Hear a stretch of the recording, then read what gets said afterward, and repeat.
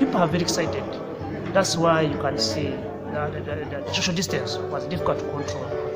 But at least with time tomorrow we shall be changing and control these people. The Colonel David, the army from the government, he has opened up officially and he's saying we are okay and very happy. And we thank you very much. We care for humanity for what you have done, the princess, and we hope this week will be very okay. The days we shall spend, we shall be reporting to you and telling you what is happening. Thank you, Madam Princess.